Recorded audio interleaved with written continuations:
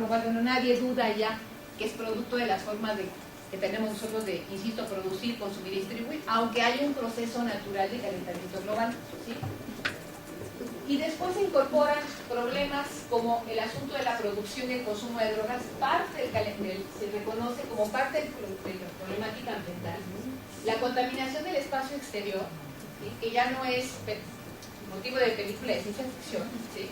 Recientemente se está hablando de que toda la basura del espacio exterior, algún día, por la ley de la gravedad, y a lo mejor en millones de años la vamos a tener acá, ¿sí?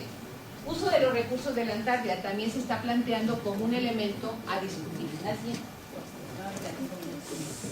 Obviamente que el origen de la problemática ambiental tiene que ver con entender que la naturaleza tiene recursos que nos sirve para tres cosas: nos provee de recursos, nos sirve de depósito de desechos, pero también nos proporciona servicios ambientales. Y que la forma, el desarrollo que busca el mejoramiento de la calidad de vida, otro tema que es común, que todo el mundo habla de él, pero que no voy a hablar de él hoy, ¿sí? Es lo que está determinando la problemática ambiental. ¿Por qué? Porque se está sobrepasando la capacidad de carga de esa naturaleza, porque no se está considerando la resiliencia, ¿sí? Porque no se está considerando la renovabilidad de los recursos y por ello el deterioro de los servicios ambientales. La siguiente. ¿Qué se habla como desarrollo sustentable? Es el concepto fundamental, ¿sí? Que es aquel desarrollo que satisface las necesidades del presente sin comprometer las capacidades de las futuras generaciones para satisfacer sus propias necesidades. Realmente tiene un binomio. Mejoramiento de la calidad de vida es satisfacción integral de necesidades junto con reconocer los límites de la naturaleza. Cualquier cosa que nos pongan como ejemplo de desarrollo sustentable, que no tenga estos dos elementos, no es desarrollo sustentable o no camina hacia el desarrollo sustentable. Si solamente mejora las condiciones de vida sin considerar esos límites naturales, pues será cualquier cosa menos desarrollo sustentable. O al contrario, una política de conservación a priori de los recursos naturales sin mejoramiento real de las condiciones de vida de los propietarios usuarios, eso no es desarrollo sustentable. La siguiente. Tiene tres grandes ejes. Se habla de una sustentabilidad económica donde se plantea que lo fundamental es crecer. Si no hay crecimiento, no hay que entregar. Y se pone en el eje y en el más importante, el crecimiento. Espero poder llegar a la crítica de esto, ¿sí? Sustentabilidad social, donde uno de los elementos básicos es la equidad y el combate a la pobreza, y la sustentabilidad ecológica, la conservación de los recursos. Por ahí les recomiendo un libro muy viejito, que publicó Fondo de Cultura Económica, que se llama Nuestra propia agenda de América Latina. Es la respuesta de los ambientalistas latinoamericanos a la propuesta de desarrollo sustentable. Está muy bien, muy bonito, pero en América Latina atraviesa por el combate a la pobreza, por la igualdad, y un elemento que nadie había considerado, la democracia. ¿Cómo que la democracia? ¿Qué tiene que ver la democracia con el desarrollo sustentable? Muchísimo. Porque la democracia no es solamente la democracia formal y de elecciones, ¿sí? De gobiernos, es la posibilidad de decidir a dónde vamos, cómo le hacemos y lo que tenemos, cómo lo distribuimos. Es la posibilidad de participar en todas las decisiones y la posibilidad de ir conformando una sociedad civil. Entonces, los ambientalistas latinoamericanos, los invito a leerlos, ¿sí? Son verdaderamente lúcidos, es decir, tienen que atravesar el desarrollo sustentable en América Latina por esos elementos. Combate a la pobreza, disminución de las desigualdades sociales y algo muy importante, democracia. La siguiente, ¿no? Porque quiero llegar a los enfoques que no he llegado.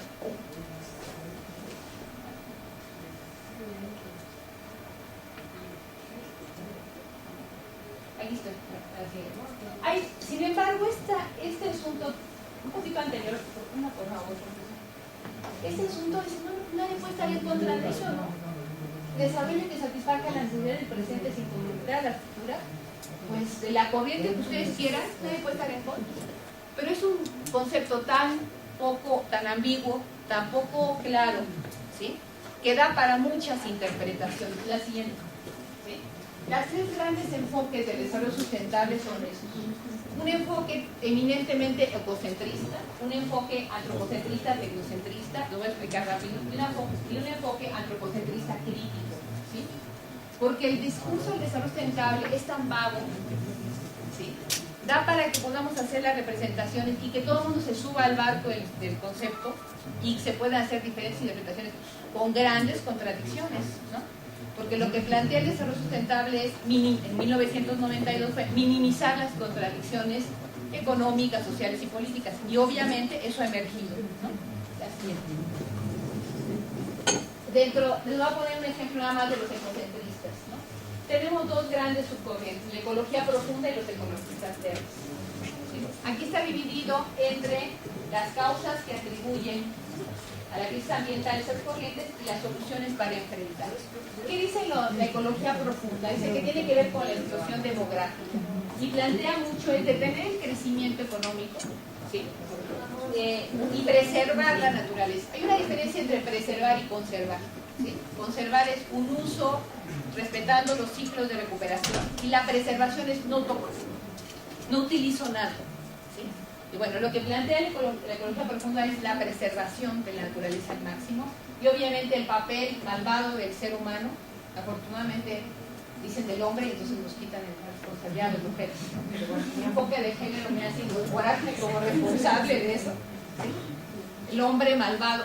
Obviamente que somos los seres humanos, pero no es a partir de un acto de contrición que vamos a mejorar las cosas, ni es el retorno al buen salvaje y a la naturaleza plena y a la renuncia a todos los avances tecnológicos, como vamos a hacer que las cosas se transformen. El ecologismo verde, con una gran connotación política en Alemania, por ejemplo, ¿sí? Toma una, de hecho se arma el Partido Verde Ecologista, no el mexicano, por favor, el Partido Verde Ecologista alemán, también lo pueden leer. Y Franz Enzensberger es uno de los ideólogos políticos de la ecología muy fuerte, ecología política, también los intelectuales. Plantea que tiene que ver también con un uso limitado. La siguiente. Quiero llegar a lo siguiente. Esta es una exposición muy conservacionista, muy ecologista. Se le da un peso al cuidado del entorno natural. Pero hay otros, ¿sí? Que es la otra corriente es el antropocentrismo tecnocentrista. Aquí nos situamos, aquí se sitúa todo el discurso político y todo. Es el discurso de los ambientalistas moderados. Las políticas e instrumentos de gestión, los impuestos, la internalización de las externalidades, en fin, una serie de cosas que plantean que el uso excesivo de los recursos naturales son la causa de la crisis ambiental, pero además reconocer los bienes comunes, ¿sí? El incorporar los bienes comunes al mercado normal, ¿sí? A que sea el mercado el que defina con las leyes del mercado el uso de esos recursos naturales, para ellos es de alguna manera la solución.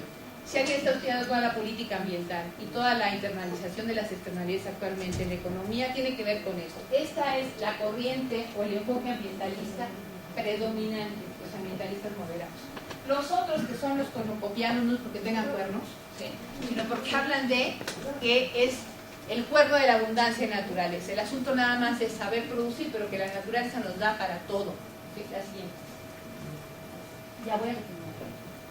Y esta es una corriente de antropocentristas críticos. Insisto, se sitúan los ecodesarrollistas que yo les hablaba. Dicen que la pobreza es responsable del deterioro ambiental, las desigualdades tienen que ver muchísimo con el deterioro ambiental y el objetivo es un desarrollo autosostenido y autodirigido por las propias comunidades. Y les decía, en esto del desarrollo sustentable da para toda la viña del Señor, ¿sí? Da hasta para la corriente marxista de ecología social, donde hacen un cuestionamiento de que si un desarrollo para satisfacer la necesidad del presente y el futuro no atraviesa por cambios profundos de las formas de producción, no podemos hablar de desarrollo sustentable. Entonces, si ustedes se dan cuenta de lo más conservacionista, de no tocar, hasta la necesidad de una transformación estructural profunda. Esta es solamente, la anterior es solamente un asunto de maquillar y cambiar las cosas. La siguiente. A manera de conclusión, ¿sí? El crecimiento, y eso nada más vean las cifras actuales, ¿sí? Vean las cifras que dio la propia OCDE ayer, donde el 26% de la población más rica de México centraliza, perdón, el 10% de la población más rica de México tiene 26 veces más que el 10% de la población más pobre de México, y estamos hablando de promedios, ¿eh? Porque ahí se saldría el hombre más rico del mundo, ¿sí? Y que además México ocupa el penúltimo lugar en América Latina del lugar de desigualdades, nos gana, qué curioso, Chile, que nos habían puesto como ejemplo, el modelo chileno. Bueno, el último lugar, o el lugar de mayor desigualdad de la OCDE, que son los 33 países más ricos, lo ocupa Chile. Y luego lo ocupa México. A pesar de que México reporta niveles de crecimiento. Entonces se rompe el mito de que el crecimiento no es una condición, sino qué se hace con el crecimiento. ¿Sí? Eso lo dice toda esa sustentabilidad, la necesidad de crecer. Pues no es necesidad de crecer, es saber qué tipo de crecimiento y quiénes son los beneficiados por ese crecimiento. A veces hacia el desarrollo, avances hacia el desarrollo sustentable son muy limitados, son casos concretos que han avanzado. Efectos de las medidas ambientales y sociales son muy pequeños y marginales. Son más importantes los impactos negativos, tanto ambientales como sociales, de la política económica. Que el deterioro ambiental continúa avanzando y la pobreza y la desigualdad aumentan. La siguiente. La propuesta de desarrollo sustentable en la década de los 90 fue, ¿para qué sirvió? Para refuncionalizar el sistema económico. El capital por nuevo discurso. ¿Sí? Es un lugar común, pero en la actualidad su retórica ya no es útil para atender y ocuparse de la realidad mundial y nacional. Sus fundamentos son profundamente contradictorios entre sí. La siguiente. ¿Hacia dónde? ¿No? Construcción de otro modelo de desarrollo, reparación del mismo. Esas son preguntas para ustedes, ¿no? Racionalidad ambiental, que es la propuesta de Enrique Lev. ¿Sí? Antropocentrismo marxista, que es la de Lisenberger. Adaptabilidad cultural y económica, que es la de Pablo Neruda. ¿Sí? O producción autodirigida en pequeña escala que después vaya escalando otros espacios. Bueno, mi exposición así toda accidentada, pero ya terminé. Muchas gracias, y si hay comentarios y preguntas, o yo les puedo también sugerir algunos libros que profundicen el tema. Gracias. Bueno, vamos a pasar a la sesión de preguntas que les prometimos desde el principio de esta segunda parte. Si los conferencistas nos quieren hacer favor de pasar al frente para tomar su lugar en la mesa. Maestro.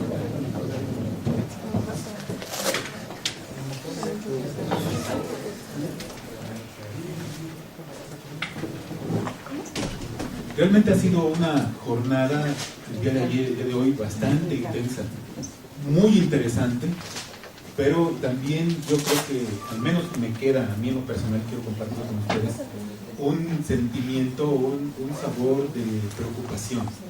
Preocupación en el sentido de lo que, como viene a manifestarlo la doctora, ¿qué estamos entendiendo por estos conceptos? Y como lo dijeron también los profesores antes que la doctora, ¿qué tanto se ha avanzado y hacia dónde vamos? ¿Qué es lo que realmente tendríamos que preocuparnos por estar avanzando, y el conocimiento que produzcamos, ¿para qué nos va a servir? ¿A quién le va a servir? Entonces, sí es bastante interesante, pero también un poco complejo el hecho de entender incluso lo que pasa aquí con nosotros mismos, ¿no? Cuando la doctora nos pregunta qué es lo que entendemos, qué tanto nos preocupa adentrarnos a esta cuestión de la sustentabilidad, que es el motivo de nuestro foro, nos quedamos callados. Y yo quiero al menos entender la participación del antropólogo que nos vino a hablar de Garibaldi en el sentido de nuestro tema, de la sustentabilidad, del hecho que nos comentó de la fragmentación. Entendemos la sustentabilidad a lo mejor desde hace tiempo como pintar de verde las cosas, ponerle pastito a las azoteas y ya pensamos que la arquitectura es sustentable. Pintar de verde los taxis y ya son ecológicos, ¿no? O sea, reciclar cosas de basura y pensamos que ya somos amigables con el ambiente y que estamos ya recuperando una parte de lo que estamos perdiendo. Entonces, yo creo que esa fragmentación, esa descontextualización que bien nos vino a platicar el profesor, eso es lo que a lo mejor nos está afectando a nosotros en entender precisamente en qué momento histórico estamos parados y la complicación, la complejidad y el peligro al que estamos expuestos con nuestra forma de producir y de consumir. Entonces, muchachos, si ustedes quieren hacer alguna pregunta, por favor, adelante. Profesor. En realidad son una pregunta para cada uno de ustedes, los temas son bastante importantes. Empezaría con la maestra, por favor, con la doctora. Creo que el problema de la Amazonia es tan gravísimo y realmente está en un contexto ya de tipo militar, en cuanto a que, independientemente de las estrategias de conservación de los recursos naturales, Estados Unidos tiene una estrategia militar para invadir o considerar ese espacio como un territorio de Estados Unidos. De hecho, ya en algunas escuelas de ese país ya consideran, así como Alaska, como Hawái y como otros sitios del mundo que tienen invadido por Estados Unidos, que ese territorio ya pertenece a Estados Unidos. ¿Qué tan cierto es esta situación? La pregunta es más específica. Para el doctor, habla de una ciencia híbrida, ¿sí? Yo no sé a qué nombre quiere ponerle a esa ciencia. Nosotros, en el contexto de este centro de investigación, llevamos medio ambiente de desarrollo al contexto de la relación sociedad-naturaleza. Sin embargo, no tenemos una metodología particular y un nombre particular para esa ciencia híbrida en donde se interactúe la sociedad y la naturaleza. Esa es la pregunta. Para la doctora Palomino, pues realmente esto que acabamos de oír ahorita pues nos deja con más vacío en cuanto a decir, bueno, a qué tipo de desarrollo queremos llegar, puesto que realmente este sustento o este recurso político ya es caduco, y viendo la realidad de casi todos los países del mundo, ¿sí? Independientemente de su nivel de desarrollo, vemos que muy pocos cumplen con ese binomio calidad de vida y protección de la naturaleza. Lo vemos en los países más desarrollados, al final de cuentas, que por muy desarrollados que estén económicamente y con un crecimiento económico, no satisfacen las necesidades de una buena mayoría. En ese sentido, pues, sería ¿a qué tipo de desarrollo queremos buscar? Si realmente esa alternativa aparentemente que dio Brundtland, pues realmente fue financiada o fue dirigida por el propio capitalismo, ¿no? Entonces, ¿qué otra alternativa tenemos? Y para el contexto filosófico de la ciencia, bueno, lo mismo, ¿qué opciones tenemos como científicos para aplicarnos a un cambio de estrategias o un cambio de estructura para poder satisfacer ese binomio que se ha dado todo? ¿Hacia dónde dirigir nuestra investigación? Porque de otra manera, yo lo veo aquí en este centro de investigación, yo tengo más de 13 años trabajando aquí y veo que se está minimizando la problemática global para ubicarse en proyectos muy particulares que no resuelven el todo como tal, ¿no? Ese es Gracias. ¿Alguna otra pregunta? Una reflexión en el sentido de que parecía ser que el ser humano,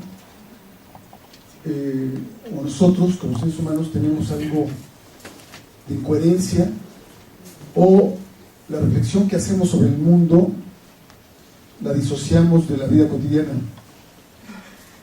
O sea, por ejemplo, todos estos planteamientos que son extraordinarios los que están haciendo, parecía ser que van hacia adelante, pero en la vida cotidiana, en la vida de las instituciones, los cambios son demasiado lentos. O sea, a lo mejor hay una contradicción entre las instituciones que creamos y la forma de vida en las que nos movemos. No sé si esto implica, nuevamente, la pregunta sería nuevamente una cuestión pesimista, en el sentido de la incapacidad del ser humano de modificar su conducta ante las problemáticas tan terribles que estamos viviendo. O sea, estamos desfasados. El ser humano ya no es capaz de, ponerlo entre comillas, evolucionar, o más bien nunca hemos evolucionado en el sentido biológico. Ante esta perspectiva, solamente el dolor, estas catástrofes que vienen, son las únicas que nos harán cambiar. Me pregunto y les pregunto. Muchas gracias, profesor.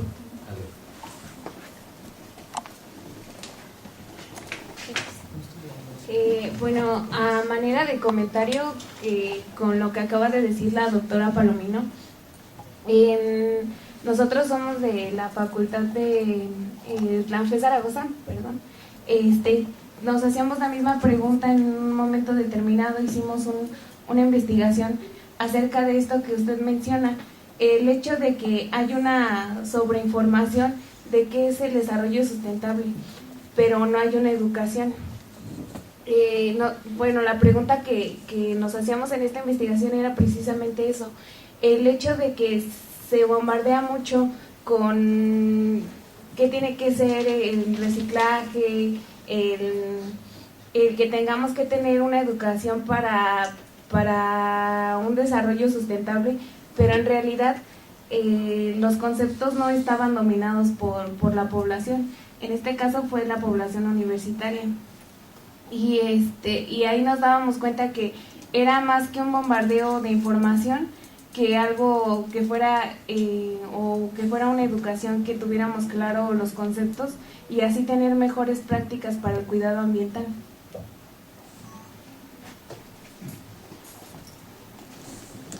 Gracias. ¿Alguien más quiere hacer un comentario? Buenas tardes. A mí solamente me gustaría conocer un poquito más a fondo qué es lo que la profesora, la maestra, entiende por lo que es el antropocentrismo marxista. Me gustaría que se ahondara un poquito más en este tema, y también quisiera saber la perspectiva del doctor en cuanto a cómo funciona el antropocentrismo desde la óptica de la antropología, porque esto podría ser un poquito delicado en cuanto a temas como antropocentrismo, etnocentrismo, porque desde cierto punto pareciera que si aplicamos estas ideas se rompería con toda esta dialéctica y con toda esta unión del hombre y la naturaleza en equilibrio. Me gustaría conocer un poquito más acerca de estas diferencias y cómo poderlas aplicar. Gracias. Una última pregunta. ¿No? Bueno, entonces vamos a dar paso a los conferencistas.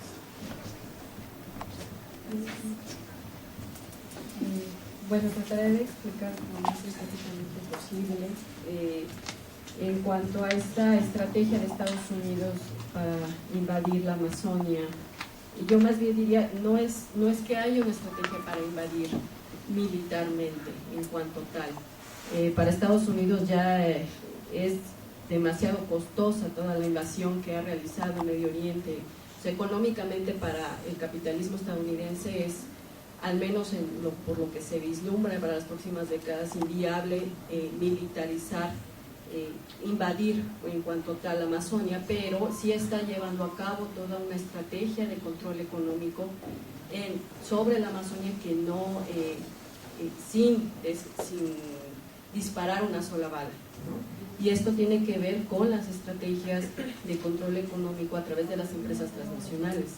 La empresa que prepondera en la producción de soya a nivel no solamente Latinoamérica, sino a nivel mundial, es la empresa Cargill, y esta empresa es comandada por una familia por una familia del grupo Maggi, que este grupo tiene entre sus miembros al que es el gobernador de uno de los estados de mayores productores de soya en Brasil y el cuarto productor de soya en el mundo. Es decir, el poder político económico que tiene, ¿no? Y además la alianza que tiene con productores estadounidenses es realmente bestial si lo comparamos con el poder económico que tienen, por ejemplo, los pequeños productores de otras culturas agrícolas, ¿no? Dentro de la Amazonia.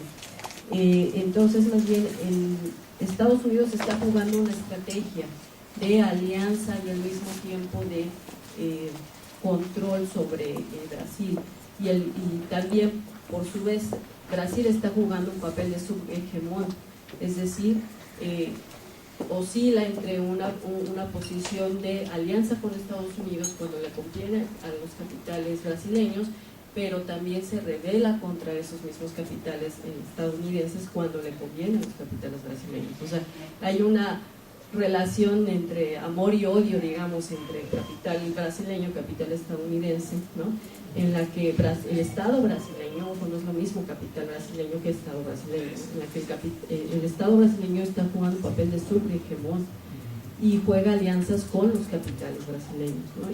Y al mismo tiempo con los capitales estadounidenses y con el Estado estadounidense. Entonces hay una relación de poder ahí bastante compleja, y en la que el Estado brasileño también, cuando le conviene, juega con sus países vecinos, ¿no? Con los estados vecinos como Venezuela, Argentina. Entonces, más bien, Brasil está intentando, por un lado, defender o proteger las riquezas naturales que tiene dentro de la Amazonía, para utilizarlas no para un proyecto social de mejoramiento de las condiciones de vida, ni tampoco para que sea ecológicamente sustentable, sino más bien para utilizar esos recursos naturales estratégicos que le permitan a los capitales brasileños y al Estado brasileño reposicionarse en el tablero, ¿no? En el ajedrez geopolítico, pues. Entonces, la estrategia de control sobre esta región es más compleja que la invasión militar.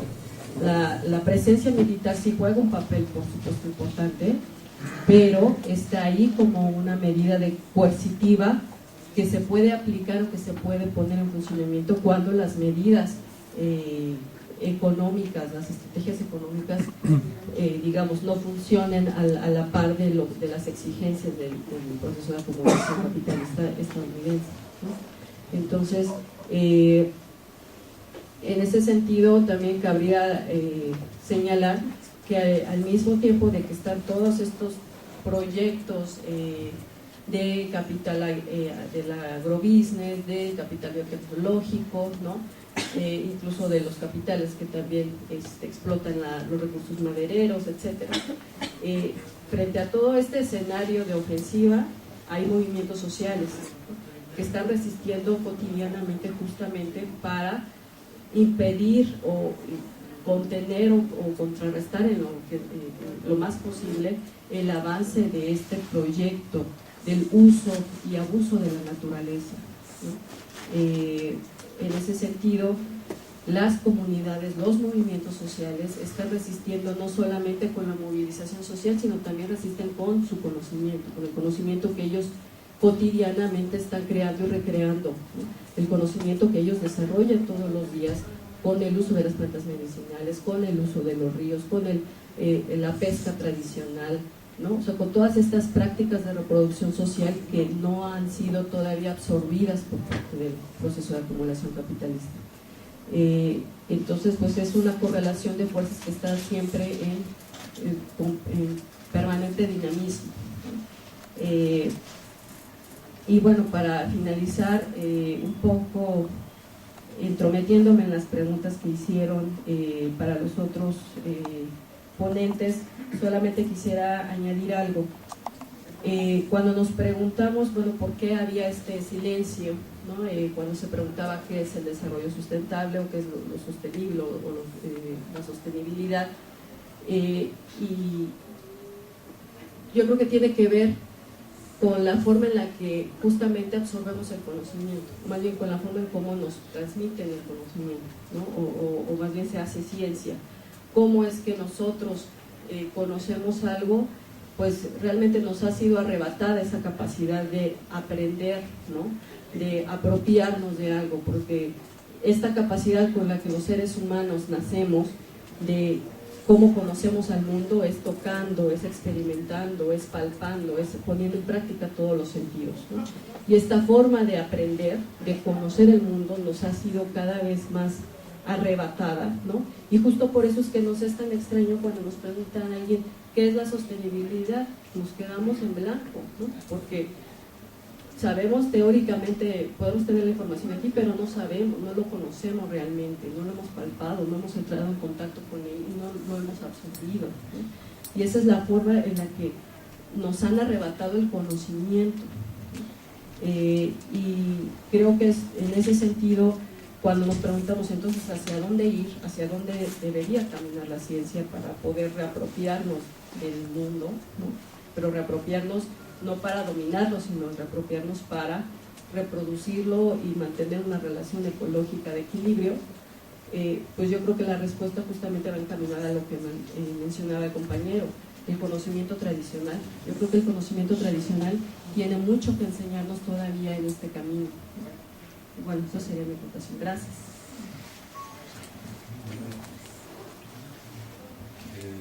Les pido, con todo respeto, si pudieran precisar sus respuestas, por favor. Bueno, yo voy a hablar de la hibridez. Voy a dar dos ejemplos. Uno, la disciplina social y la psicología social, por ejemplo. O sea, sabemos que hubo un proceso de especialización, ¿verdad?, que se da a partir de la filosofía a la búsqueda o el hallazgo de su propio objeto de estudio de cada una de las disciplinas. Se especializa, pero ante la complejidad cada vez mayor, bueno, hay necesidad de compartir, ¿verdad? Compartir conceptos, compartir métodos, compartir las maneras de abordar la realidad, y entonces que se da esa hibridación, la psicología y la sociología, que es la psicología social. Digamos que es ese espacio que hay del individuo a la sociedad a nivel de las relaciones, ¿no? Ese es uno. Y en el caso de las ciencias duras o de las ciencias naturales, bioquímica, la fisicoquímica, etcétera, etcétera. Y en una especie como de ciencia natural, disciplinas sociales, la etnobiología. Nosotros discutimos para ponerle nombre a nuestro centro de Chapingo. Originalmente era etnobotánica, pero pensamos que era con más amplitud en la vida, lo biológico. Y la cuestión étnica, bueno, con la siguiente respuesta, se refiere propiamente a un grupo. Originalmente, durante el Renacimiento, fue revolucionario, ¿verdad?, darle el sentido digamos, del saber, del conocimiento, de que él era el creador. Pero obviamente estaba referido al hombre blanco, que era genérico, el hombre como tal, ¿verdad? Y ya con el paso del tiempo, ya la antropología empieza a vislumbrar que la etnia es un grupo con ciertas características, ¿verdad? Pero bueno, son los caucásicos, son los blancos también. Porque lo que es cierto es que desde el siglo de las luces y al paso del tiempo, quien ha dominado los saberes, las técnicas, la ciencia han sido los blancos. ¿Por qué? Bueno, históricamente han tratado y han inventado inclusive al ser inferior. Para dar un ejemplo, Buffon fue un recopilador de los viajeros en el siglo XVII, siglo XVIII, desde Marco Polo y muchos más. Entonces, él demuestra, tiene un estudio muy interesante en Bono de Historia Económica, Relatos de Viajeros, de Buffon se pronuncia en español, en donde él demuestra a través de esos escritos que no existía en aquel entonces el racismo. Cuando alguien viajaba con Marco Polo y otros, hablaban de lo magnífico que eran los palacios, la gente apiñonada, la gente colorida, etc. Pero sin embargo, cuando el capital, la colonia, el militarismo ingresa y hay resistencia, entonces hay que denigrarlos, hay que bajar la autoestima, hay que combatirlos. Es decir, es una invención y una necesidad del hombre blanco, que se apropia de esta idea, de que está llamado a civilizar, etcétera, etcétera. Bueno, que ya sabemos. Por eso también reivindicar los saberes. Ayer Marcos hablaba, y bueno, dentro de la antropología hay que recuperar, insistir en esos aspectos propiamente de la agroecología, los saberes tradicionales, que está en el ambiente, se ha dicho mucho, pero sin embargo el problema es que lo transgénico domina, y Chapingo es un ejemplo claro. Allí en la agroecología o algunos en sociología plantean las alternativas, pero en general ahí están los transgénicos, allí en los laboratorios de parasitología, igual como sucede con los médicos, los laboratorios, porque es el capitalismo, de nuevo, digamos, también las relaciones.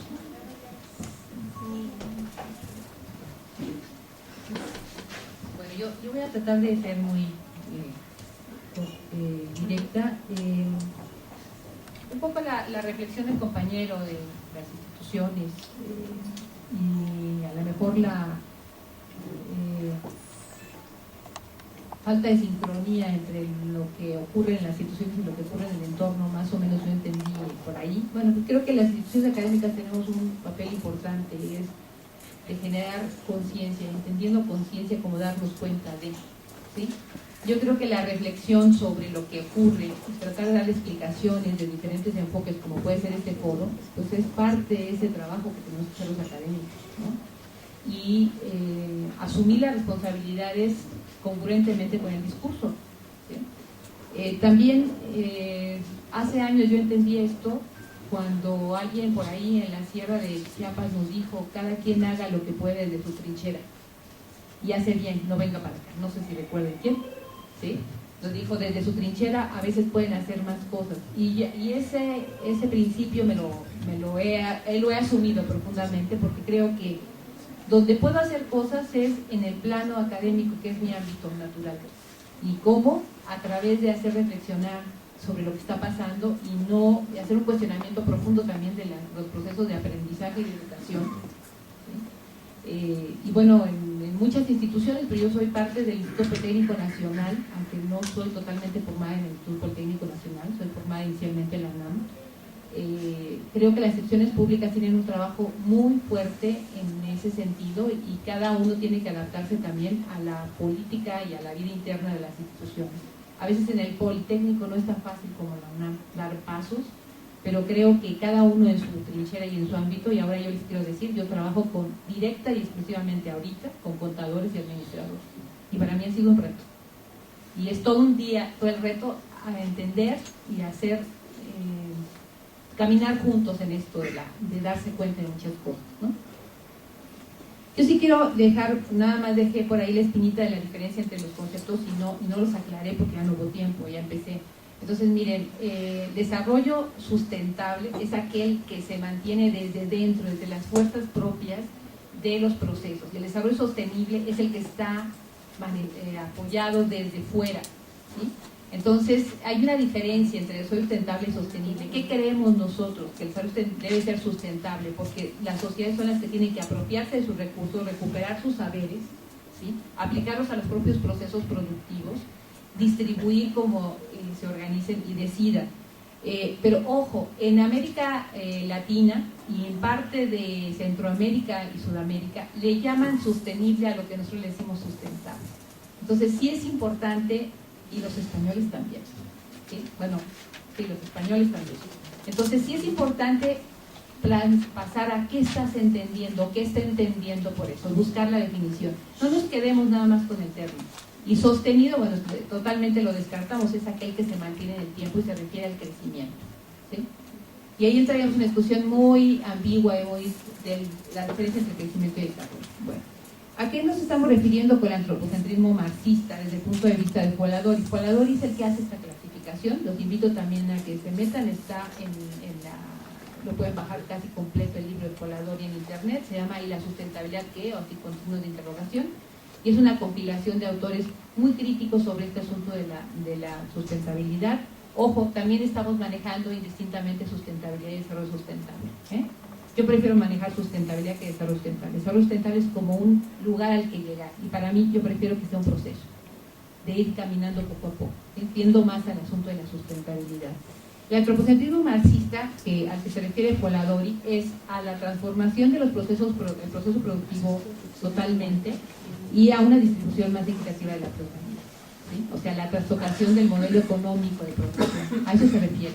Y tiene dos vías. Ustedes se dieron cuenta que había dos posiciones, una posición de un cambio total y de inmediato, y otro que habla de un cambio paulatino, poco a poco, desde la recuperación de la cultura y desde la apropiación de la capacidad de decidir, ¿sí? Entonces eso es a lo que se refiere más que nada. Y es importante en cualquier foro, y más en pues este cuestionamiento de que estamos de definir nuestros propios conceptos, porque así creemos que podemos establecer puntos en común y a lo mejor identificamos los puntos en desacuerdo. No sé si me faltó algo, pero paso la... Hay procesos de sustentabilidad, ¿eh? Procesos de sustentabilidad, ustedes tienen el proceso de Michoacán, San Juan Nuevo, ¿sí? Que no ha salido del mercado, porque tampoco se puede salir del mercado, y que tiene un proceso interno de redistribución y definición de qué hacer con las ganancias. Está pueblos mancomunados, no sé si conocen en Oaxaca.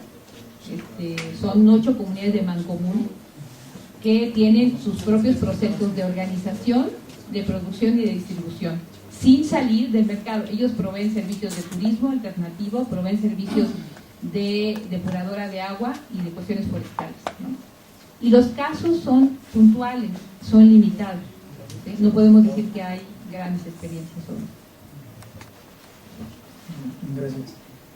Bueno, no quiero parecer provocador porque yo sería parte del problema. Primero, la alternativa que tenemos es que esto no puede salir de donde estamos. Esto es un lugar cerrado y el conocimiento es para nosotros. No cualquiera puede tener acceso al conocimiento. Kedrov escribió hace mucho tiempo, por ahí de los 45, un libro que se llama ¿Qué es la ciencia? Y decía que la alternativa de que el conocimiento se llegase a amar es que el conocimiento perteneciera al pueblo, lo cual era complicado. El capitalismo continuó y hay desarrollo científico, porque la tesis de Kedrov y Spirkin era justamente que no puede haber desarrollo científico si la ciencia y el conocimiento no llega al pueblo. Se equivocó, sí pudo, sí se pudo, el capitalismo lo ha demostrado. Y prueba de eso es que estamos aquí. Valga decirlo, soy parte del problema, aquí no puede estar cualquiera. Al menos no cualquiera que tenga un coeficiente intelectual considerable para comprender lo que estamos diciendo. Que incluso nosotros, soy psicólogo, que tenemos el coeficiente intelectual, no supimos contestar que era sustentabilidad y las diferencias. El común no. De ahí tal vez partiría la difusión del conocimiento científico. Pero la difusión del conocimiento científico, como las revistas de Cómo Ves de la facultad, pues evidentemente no es la descripción de la redacción científica propiamente dicha. Ahora, ¿cuál es la alternativa? Lo que pasa es que desde los 30 la alternativa nos los pusieron. Estamos viviendo la alternativa. Si pensamos desde el 15, el 16, el 17, teníamos la alternativa primero la filosofía positivista y de la ciencia positivista. Al menos en la ciencia del comportamiento seguimos trabajando con la epistemología de la psicología nihilista, ¿no? Era el positivismo. Entonces, estamos en la alternativa. ¿Qué alternativa hay? No lo sé. No lo sé, pero soy consciente de que vivimos en una alternativa. Nadie nos dejó por fuera. Ahora, los desastres, yo estoy tomando al científico como un ser humano, y como ser humano se caracteriza por tener comportamientos complejos. Y definí mi discurso propiamente que el quehacer científico es un comportamiento humano complejo. Yo lo que hago básicamente es un análisis de discurso, ¿no? ¿Por qué no respondemos? ¿Por qué no sabemos o por qué no queremos? Psicológicamente hablando. Y hay algo más. Yo tengo la política de hacer común el conocimiento. El conocimiento y la ciencia no es tan extraordinario como otras actividades. Ponían ejemplos de las comunidades indígenas. Yo vengo de una comunidad indígena. Entonces, para ellos la ciencia puede ser prescindible. No les interesa saber las revoluciones científicas, pues desde Ptolomeo pasando por Copérnico. Sin embargo, hay un proceso de vida y hay un proceso de conocimiento, pero epistemológicamente ese conocimiento no es científico. Entonces, esa gente, yo tengo mucha diferencia de opinión referente a que se puede hacer un proceso de desarrollo de conocimiento en comunidades.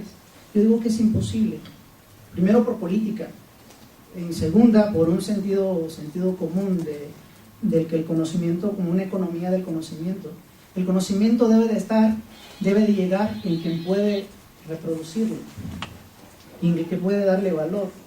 Las comunidades indígenas no, las comunidades aisladas no. Y si ese fenómeno sucede de forma interna, me imagino que internacionalmente igual.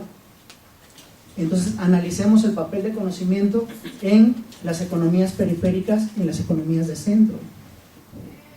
Entonces nosotros estamos en el consumo, por lo menos de la información científica, aquella que deriva de Europa, y de Europa que deriva del 15 hasta por lo menos el 19, 20, 20, el 21, bueno, está comenzando. Los desastres, por lo menos yo no soy responsable de ningún desastre. Mi campo es la academia, doy clases y éticamente jamás he perjudicado, pero siendo honestos, mis alcances metodológicos científicos no van dirigidos a ayudar a comunidades con desarrollo económico bajo. Nadie atrevería a decir aquí que no me interesa, pero mis herramientas metodológicas me han dado para otra gente. Soy psicólogo, va quien paga. Salvo que podamos discutir esto, ¿sí? Los científicos, por eso dije, la ciencia está en instituciones, las instituciones rigen. Desde la psicología que manejo, existe la posibilidad de reivindicar el papel como seres humanos debido al factor humano dentro de las instituciones. Pero incluso los investigadores a los que damos clases, pues si no nos ceñimos a reglamentos, nos dan las gracias o nos descargan horas y nos dan temas para investigar, ¿sí? Entonces, yo no soy responsable de ningún desastre. El desastre pues los ha hecho Estados Unidos e Irak, porque ha participado de ella. Ahora, si hay desastres naturales o no, diría Foucault, es un problema de categorías. O sea, yo manejo un tema de sustentabilidad en función de los argumentos de discurso, diría Foucault, de los órdenes de discurso que tengo en mi pensamiento. Pero el desastre de natural o del mundo o de la sociedad, yo no he sido responsable, al menos, han sido otros. Y si no podemos entender esto, pues prendamos el televisor. Han sido grupos específicos aquellos que han venido a deteriorar la calidad de vida humana.